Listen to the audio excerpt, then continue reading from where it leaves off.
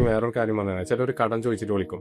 ആ സമയത്ത് നമ്മളേത്തൊന്നും ഉണ്ടായിരിക്കില്ല. പക്ഷെ അവർ ആ കാര്യങ്ങൾ എങ്ങനെയെങ്കിലും നടക്കട്ടെ എന്ന് വിചാരിച്ചിട്ട് പലയിടത്തും അറേഞ്ച് ചെയ്തിട്ട് അവർക്ക് കൊടുക്കും. കൊടുത്ത് ഇന്ന സമയത്ത് തരാമെന്നൊക്കെ പറഞ്ഞിട്ടുണ്ടാവും. അപ്പോൾ ആ തീയതി തന്നെ ആയിരിക്കും നമ്മൾ മറ്റുള്ളവരോടും പറഞ്ഞിട്ടുണ്ടാവുക.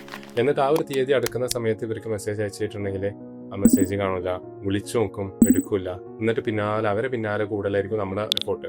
എന്നിട്ട് നമ്മൾ ആ എഫോർട്ട് ഇങ്ങനെ കുറേ ഇടും തോറും നമുക്ക് മാനസികമായിട്ട് അവരോട് ഒരു വിഷമം തോന്നും. ഈ എമൗണ്ട് കിട്ടിയില്ല, നമ്മൾ സമയം ഇവിടെ ഇങ്ങനെ സ്പെൻഡ് ആവുകയും ചെയ്യും. ഇവിടെ നമ്മൾ മനസ്സിലാക്കേണ്ടതെന്ന് വെച്ചാൽ നമുക്ക് ആ കിട്ടാൻ പോകുന്നില്ല എന്നുണ്ടെങ്കിൽ പിന്നെ അതിന് പിന്നാലെ നടക്കല്ലേ, അത് വിടുക.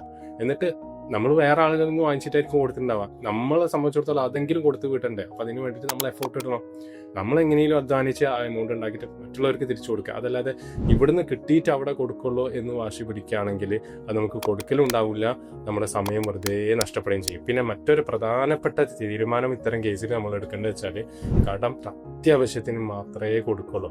ചോദിക്കുമ്പോഴത്തേന് എങ്ങനെയെങ്കിലും ആ ഇമോഷണൽ സ്റ്റേജ് മനസ്സിലാക്കിയിട്ട് നമ്മൾ കൊടുക്കുന്ന ഒരു അവസ്ഥ ഉണ്ടെങ്കിൽ പല റിലേഷൻഷിപ്സും നമ്മളിൽ നിന്ന് കട്ടൗട്ടായി പോകും. അപ്പോൾ പരമാവധി കടം കൊടുക്കാതിരിക്കുക. അത്യാവശ്യം വളരെ ജെന്യൂൻ ആയിട്ട് തോന്നുന്ന അത്രയും ഇമ്പോർട്ടൻറ്റ് കേസസ് മാത്രം പരിഗണിക്കാനുള്ള, അവിടെ ചിലപ്പോൾ നമ്മുടെ ഇമോഷൻസിനൊന്നും മാറ്റി നിർത്തേണ്ടി വരും. പക്ഷെ എങ്കിലാണ് നമുക്ക് ലൈഫിൽ സമാധാനം ഉണ്ടാവുള്ളൂ. അതല്ലെങ്കിൽ ഒരുപാട് ടൈമും എഫോർട്ടും ഇതിൻ്റെ പിറകിൽ പോകും.